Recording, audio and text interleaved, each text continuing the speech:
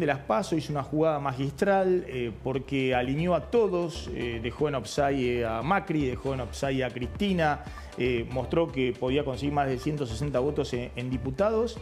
Y ahora, ¿qué pasa en el Senado, ¿no? Donde hay una mayoría, 34 senadores, que maneja Cristina, el kirchnerismo? Exactamente, Maxi. Esa fragmentación trajo varios interrogantes. Por un lado, ¿qué es lo que va a pasar en el Senado de las PASO? Te cuento que la semana que viene, más precisamente el miércoles, llega a la comisión de dictamen, llamada la comisión constitucional. Se va a empezar a discutir para tratar más o menos en el orden del 20 de febrero para que se debate en el recinto. Ahora, ¿qué necesita el gobierno? Ya lo hemos dicho, pero lo repetimos, necesita 37 votos afirmativos, es decir, más de la mayoría de lo que es el recinto, para que finalmente tenga sanción definitiva la suspensión de las PASO. Ahora, como vos bien decís, Unión por la Patria tiene 33 senadores y te sumo uno más que sería el reemplazo de Cuéllar, de sumarse, bueno, 34 senadores. ¿Qué significa esto? Que está a solo 2 votos de justamente obstruirle el quórum al gobierno. Ahora bien, bueno, acá lo decimos, ¿no? Si se suma Estefanía Cora, bueno, tenemos 34 adhesiones. Sí. Pero, por supuesto, y acá viene el interrogante, ¿qué va a pasar, ¿no? Con estos 34 senadores? Si vamos a ver una fragmentación, si bien Cristina tiene mayor influencia en lo que es el Senado, bueno, también hay senadores que responden a gobernadores y ya hemos tenido algunos indicios sobre eso. Ahora después te voy a mostrar un tuit de Sergio Uñac justamente en línea con esto, ¿no? Al momento de hoy, el gobierno cuenta aproximadamente con 24 apoyos. Por supuesto, tiene, bueno, La Libertad Avanza, tiene todo el Frente Pro, después también... Parte del radicalismo. Parte del radicalismo, ahí pongo un signo de pregunta, y por supuesto también tiene algunos bloques provinciales, ¿no? Pero claro, ¿a dónde es que tiene que salir a cazar votos? Bueno, por supuesto, a una parte de Unión por la Patria, pero también, y acá viene la clave, ¿qué es lo que va a hacer la UCR, ¿no? Bueno, al momento hay bastante hermetismo dentro de lo que es la UCR. Estuve conversando con algunos senadores, no quieren adelantar la postura, pero hay algunos de ellos que ya adelantaron que no van a apoyar la suspensión de las PASO, como es el caso, por ejemplo, de Abad, de Carolina Lozada, entre otros. Entonces, eso genera un poco la duda, si bien hay que decirlo, en lo que fue diputados, la UCR, tanto la UCR como Democracia para Siempre, que responde a Martín Lustó, sí apoyaron la iniciativa, por lo que uno supondría que, bueno, es probable que haya una mayoría dentro de la UCR que apoye la suspensión de las PASO. Este más o menos es el panorama, pero lo repetimos, claro. El gobierno va a empezar a cazar votos en lo que es la UCR y Unión por la Patria. Quien se expresó al respecto, no sé si tenemos ahí el tuit, pero es Sergio Uñac, senador de Unión por la Patria. Y mirá, el ex gobernador de San Juan. Exactamente. Lo que dice es, en San Juan fuimos pioneros en la eliminación de las PASO allá por 2022, convencidos de que eran una instancia que solo generaban gasto y que ese dinero podía invertirse. Ya hay un peronista que... Sí, y además acá hay algo curioso. Que apoya la iniciativa del gobierno. Exactamente, pero esto generó un poquito un cimbronazo porque los diputados que responden Uñac se abstuvieron en la votación de ayer, ¿no? Y acá lo vemos a él abiertamente diciendo que va a apoyar esta suspensión. Lo que hace suponer que esto, bueno, podría expandirse en lo que es el bloque dividido que tiene Unión por la Patria, ¿no? Por un lado comandado por José Mayans y por el otro lado por Juliana Di Tulio. Esto es un poco el panorama de las PASO, que probablemente va a llegar al recinto el 20 de febrero, pero sí se va a debatir en comisiones el miércoles. ¿Y ficha limpia? ¿Qué pasa con ficha limpia? Ficha limpia es un panorama bastante más complicado, pero hoy se giró ya el pedido y va a haber sesión. Más precisamente en diputados va a ser el miércoles a las 10 de la mañana. Bueno, a ver, ¿qué es lo que necesita el gobierno en este caso? También un quórum de 129 adhesiones para avanzar. En este caso se va a mirar muy en detenimiento también que no haya ninguna ausencia, inclusive por algunas suspicacias que hubo en las anteriores sesiones, donde inclusive desde La Libertad Avanza, bueno, no asistieron a la sesión. Es de suponer, o por lo menos por lo que me dicen, es probable que se pueda avanzar en el quórum. Va a ser por supuesto, vamos a ver una sesión bastante reñida, pero donde se va a empantanar es, y más complicado aún que las PASO, en lo que es el Senado, ¿no? Acá en el Senado, si esto llega al Senado, bueno, ahí vamos a tener, creo que ahí se va a medir un poco inclusive la influencia o no de Cristina. Porque parece. si se aprueba ficha limpia, ¿Cristina no podría ser candidata? Bueno, claro, sí, de aprobarse, es decir, de avanzar ficha limpia, tanto en diputados y en el Senado, que le va a dar la sanción definitiva, no podría ser candidata básicamente en 2025, porque ella ya cuenta con justamente con dos sentencias. Perfecto. Sí. Te invito, Delfina, que volvamos a la mesa. Gila, bueno, ¿tiene peso la suspensión de las PASO? ¿Quién gana y quién pierde? Bueno, yo creo que es una jugada del gobierno espectacular y creo que la puesta en evidencia de cómo votó el bloque del peronismo, bueno, lo que estás viendo ahí es la dificultad de Cristina para conducir, sin lugar a dudas. Esto es uno de los aspectos.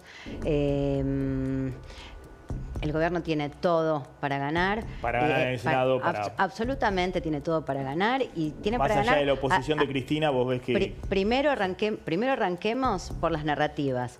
Milei ganó con una motosierra en la mano y no con una urna en la mano, ¿no? Con un mensaje muy antipolítico y creo que ahí toda la narrativa en torno a eficiencia del gasto, inutilidad, digamos, la idea de racionalidad se impone sobre la idea de participación, democratización. Es decir, parte del peronismo ve el clima de época también. Yo creo que ahí como lo vio en los 90, ve el clima de época hoy y también hay varios que se dan vuelta porque quieren... Sí. En sus provincias el discurso político de los ganadores. Acompañar, yo diría una demanda de época, que es una demanda que bueno, que hay que reconocer que pone un disvalor en el aspecto, en la democracia, en los aspectos formales de la democracia, ¿no? Entonces, eso está por un lado. Por otro lado, creo que el gobierno no solo gana en términos de narrativas, bueno, es un fenómeno que, digo, no tener paso. Pero fíjate que el paso te ordena muchas cosas. Mirá la última elección, Massa en una interna con Grabois. ¿Cómo juntás Massa con Grabois si no es en una interna? No, pero entonces, eso es un Juntos por el fenómeno. Cambio le gana al kirchnerismo en el 2015... gracias a las PASO. Por supuesto. Gracias a que eso es lo que permitió unificar Juntos por el Cambio y hacer la elección en agosto y en octubre. Y en el caso de Milei también ha sido muy importante la PASO en la llegada de su figura a la presidencia. Ahora, yo creo que ahí lo interesante es no tener PASO, favorece la fragmentación. Un tablero que ya está fragmentado. Entonces vos tenés hoy una escena en Argentina que es pro Milei la mitad, anti Milei la otra mitad. Ahora el pro Milei es homogéneo. El anti Milei sin paso, yo creo que intensifica el proceso de fragmentación que ya hay. 3,1%. La inflación en la ciudad de Buenos Aires en enero, la semana próxima se va a dar a conocer el índice de inflación del INDEC a nivel nacional. Esteban. Sí, Maxi, si podés, hay datos para mirarlo de forma positiva y otros que son una tendencia, si querés, no tan favorable. Por ejemplo, sería que en todo el año pasado, y este mes lo confirma enero, la inflación en la ciudad de Buenos Aires no bajó del 3%, que era una de las expectativas que el gobierno tiene. Sin embargo, también hay que decirlo que todos los meses, últimamente, y por cómo se mide la inflación en la ciudad, ahora después vamos a ver adentro por categorías, la inflación en la ciudad da más alta que a nivel nacional porque en la ciudad pesan más los servicios, que tuvieron una suba más importante. De hecho, subieron 4,3% en promedio esa categoría, y los bienes, muy vinculados a cómo se mueve el dólar, subieron por debajo del 2%. Y de hecho, por eso se explica esta idea del gobierno de a partir de este mes que el dólar se mueve al 1% para que, si los bienes siguen esa regla, la inflación se derrumba de forma más rápida y justamente para sostener esta imagen positiva que hablábamos antes. 100% es la inflación, 100,6% y la inflación en los últimos 12 meses. Baja de forma muy abrupta porque empieza a compararse y a dejarse atrás los meses del salto devaluatorio tras la devaluación y el principio del gobierno de Milei. Te decía, el dato importante es que alimentos estuvo por debajo del 2%, bien por debajo del promedio. Suben fuerte servicios, te decía, restaurantes y hoteles, todo lo que tiene que ver con recreación y esparcimiento. El jueves se va a conocer el dato de inflación del INDEC. El dato, si quieres, también positivo, ahí lo vemos por categorías, entre los más relevantes: recreación y cultura, servicios financieros, restaurantes, transportes, son los que suben por encima del promedio, fundamentalmente los servicios. Y un dato también llamativo, baja 1%, hubo deflación en la categoría de ropa. Uno de los que comentábamos siempre de que el gobierno busca que haya deflación en dólares, es decir, que bajaron los precios, es cierto también, después del momento estacional donde hay un pico siempre en diciembre por el cambio de temporada. En enero suele haber estacionalmente una baja de los precios, no deja de ser significativo este rubro. La inflación de la ciudad viene estancada en los últimos 4 o 5 meses arriba del 3%. pero viene mostrando la desaceleración interanual, pues se compara con los meses obviamente del año anterior, después de la devaluación, que habían sido elevadísimos. O sea, es igual que el INDEC mostrando la desaceleración inflacionaria, pero a distintos niveles. Claro. De hecho, en 2014, en 2024 dio 15 puntos más que la inflación que mide el INDEC a nivel nacional. Y eso, como decías vos, tiene que ver con la canasta que se mide, la canasta del consumidor. El INDEC está midiendo una canasta del 2004 que ponderaba muchos bienes y pocos servicios. Y la de la Ciudad de Buenos Aires es más actualizada, tiene más servicios públicos y privados. Exacto. Porque en 2004, hace 20 años, no había internet, no estaban las aplicaciones Netflix o las aplicaciones, había menos gasto en las familias, no sé, en prepagas, en colegios privados, en servicios públicos, con la expansión de todo el parque de electrodomésticos, de electrónica y demás.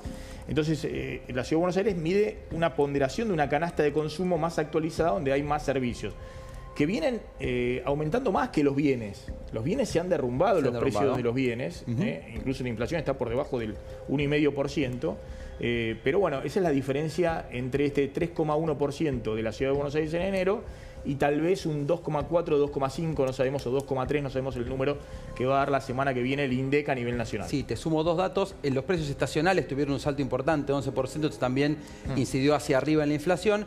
El dato positivo también fue el de que la inflación núcleo, esto que excluye los estacionales y los bienes regulados, que aumentaron un 1,6%, hablando de precios que se pueden controlar y que entonces en esta pauta de que aumenten menos que la inflación para que el índice caiga, la inflación núcleo fue del 2,7%, que cayó un punto con respecto al mes anterior, también mostrando este proceso de desinflación que vos comentabas. Vení, vamos a la pantalla porque quiero ver los índices de producción de industria y construcción que se conocieron en el día de hoy por parte del INDEC. Ponete ahí, Esteban. Bueno, hoy se conoció el dato de diciembre del índice de producción industrial, que tiene un crecimiento desestacionalizado respecto a noviembre y que muestra además cuáles son los datos.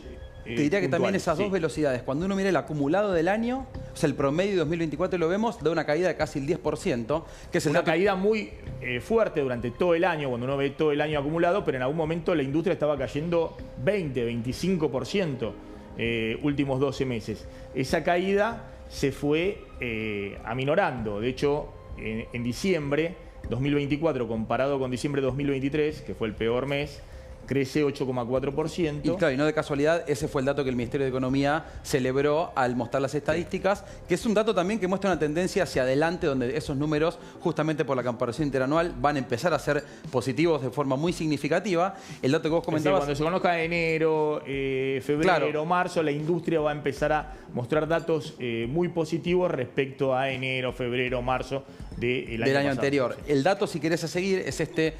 diciembre versus noviembre, es decir, el desestacionalizado mensual, que da este 0,2% que está mostrando un ligero crecimiento, pero que se va estancando y justamente es el número a seguir pensando en la heterogeneidad que va a haber en toda la industria, porque va a haber algunos rubros, pensando en autos, motos, que lo hablamos en estos días, impulso al crédito y una mejora en los ingresos marginal, hace que quien pueda tenga un impulso a consumir, y otros donde por ahí hay más competencia de importados, no hay reactivación en el consumo, que sean los más perjudicados, por eso el dato a seguir. Eso se ve en la gráfica que publica el INDEC. Efectivamente se ve que la tendencia marca la recuperación lenta en la industria, ha sido uno de los sectores más golpeados de la industria. Bueno, veamos la construcción. El dato de construcción también, ¿no? Muestra, la construcción fue el sector más golpeado. Sí, entre el encarecimiento de la construcción en dólares de privados y el derrumbe de la obra pública, que se cortó casi a cero, explica este casi 27,4% de caída, que también se da en la comparación interanual, porque a diferencia de la industria todavía no hay un signo de despegue significativo. De hecho, todavía no hay ni reactivación, que muchos plantean, bueno, quizás este 3,1% del crecimiento mensual. Hay una recuperación de la construcción, pero más lenta, ¿no? Y de hecho, fíjate, en diciembre la caída es menor a la caída del 27%, que es todo 2024. Desestacionalizado, diciembre versus noviembre, tiene un 3% de ahí crecimiento. Te marcaría dos cuestiones. Por un lado, esto que hablábamos, el encarecimiento de la construcción en dólares, justamente por las condiciones macroeconómicas y lo cambiario que hablabas antes, es un desincentivo. Hay quienes dicen, bueno, quizás con el impulso al crédito hipotecario pueda darse, pero eso demora. También plantean que después del casi cero de obra pública el año pasado, es año electoral y seguramente haya incentivos a que, sobre sobre todo de municipios y provincias, haya algún tipo de crecimiento en la inversión para mostrar fortaleza cada año electoral. Perfecto. Ahora vamos a hablar con Sheila y con Diego Velar. 2025 la economía va a estar mejor que 2024, no hay duda. Va a haber más crecimiento, menos inflación y boom de sectores de bienes durables. Autos va a crecer 30, 40%, electrodomésticos, piso de 30%. Bueno, cómo se plantea el escenario electoral. Pero fíjense, hablando del escenario electoral, guiño de Macri a Milei sorprendió a muchos, porque todos se preguntan, ¿son aliados o adversarios en este 2025 Macri y Milei? Delfina. Sí, Maxi, lo decíamos antes, un mensaje que llegó hoy por la tarde de Mauricio Macri, un guiño, podemos decir tranquilamente, a Javier Milei, felicitándolo por la prohibición de los tratamientos de hormonización en los menores de 18 años, que, bueno, generó cierta polémica en los últimos días. Acá vemos el tuit de Mauricio Macri. Lo que dice es lo siguiente: en los últimos años, estudios internacionales comenzaron a advertir sobre los riesgos para la salud que implicaban los tratamientos de bloqueo de la pubertad y hormonas cruzadas en menores de edad. Estas advertencias coincidieron con un crecimiento desproporcionado de la demanda de tratamientos de esa naturaleza y, bueno, empieza digamos, a citar en esta línea todas las consecuencias de aquellos tratamientos y finalmente lo felicita al presidente en relación a la iniciativa tomada por el Ejecutivo. Maxi, es un guiño a Javier Milei después de haberlo también felicitado y celebrado por la baja de las retenciones al campo y en un momento en que recordá que la Casa Rosada no le contestó a Macri en relación a la mesa de coordinación en conjunto. En una palabra, ¿aliados o adversarios?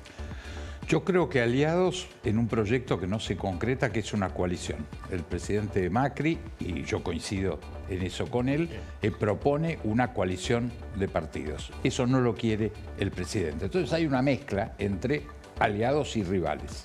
Sheila. Mira, creo que una estrategia dudosa de parte de Macri, digamos, tensionado por la supervivencia y yo te diría, compitiendo por la interpretación del cambio, hablándole a un mismo electorado. Creo que eso te lo explica. Gracias, Diego Velar. Gracias, Sheila Bilker, Delfina Galarza, Esteban